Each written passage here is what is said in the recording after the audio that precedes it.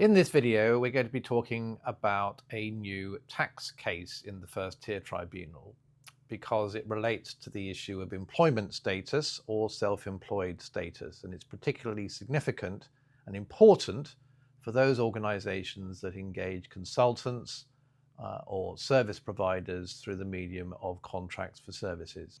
So Nick, there's been a significant new ruling on employment status in the tax tribunal. Would you mind telling us about that? Yes, of course.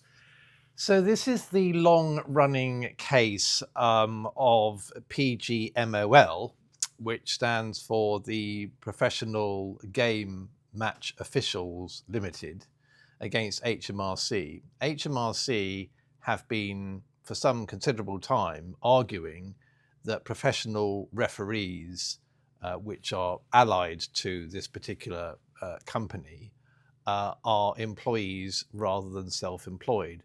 And they have been seeking to claw back some £586,000 worth of PAYE tax and national insurance. And at the heart of the matter is really the argument over whether these match officials are employed or self-employed.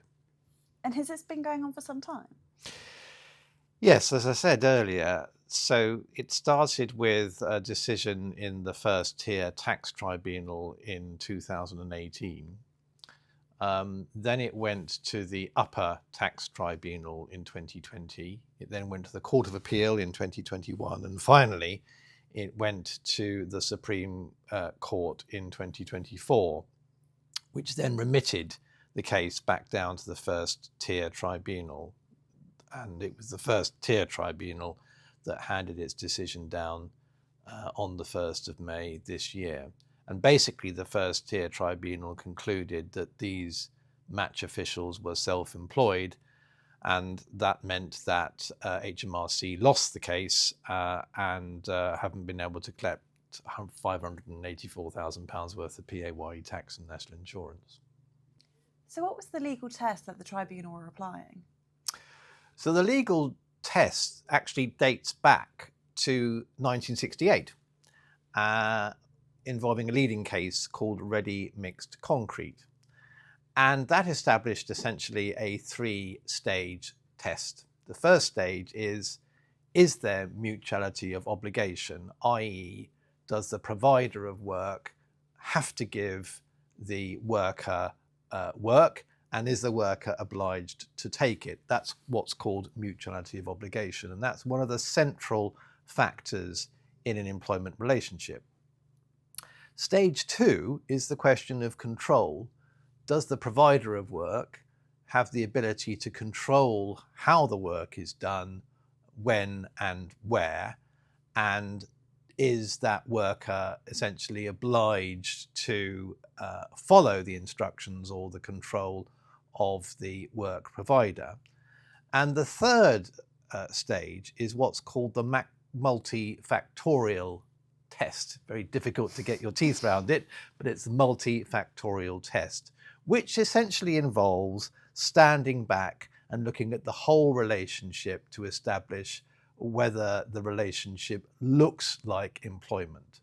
So in other words, for example, in this particular case, the match officials case, could the match officials be disciplined if they didn't turn up to referee a match?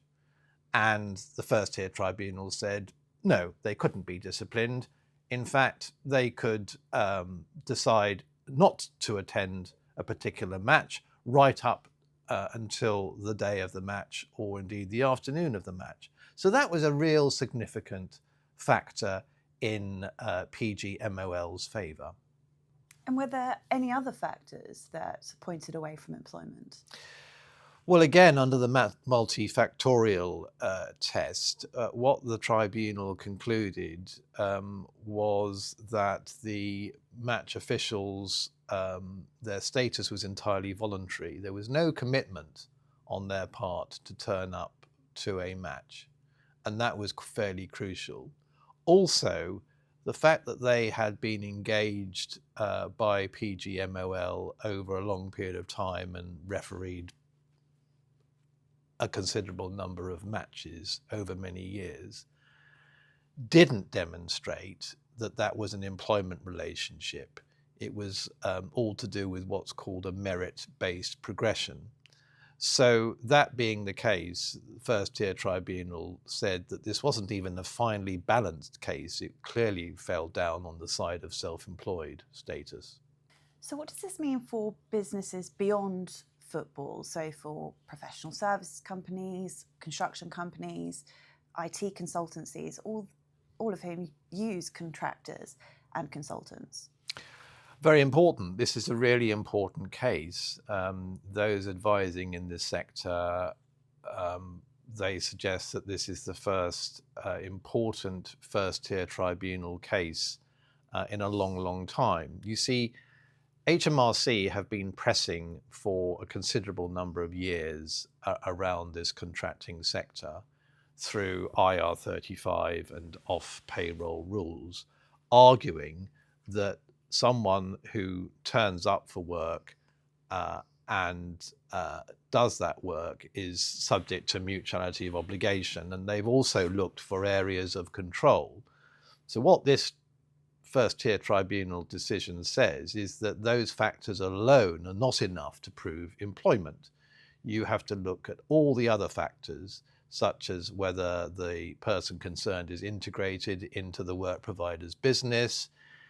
Are they disciplined for not turning up for work? Are they taking holiday rather than simply not turning up?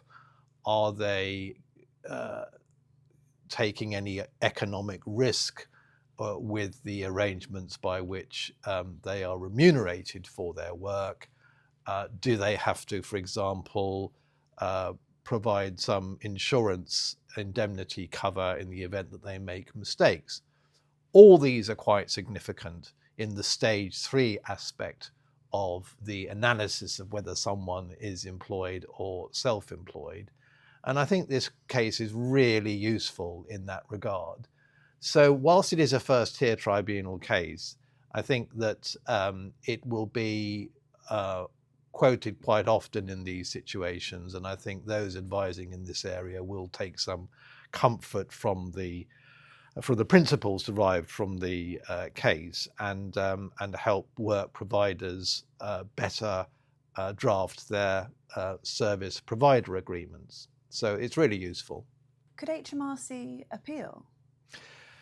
Well, yes, actually they could. This is, after all, a first instance, first-tier tax tribunal decision, coming as it does after a long history of decisions, including the Supreme Court. But like any first instance decision, the losing party can appeal. HMRC have said that they're considering their position.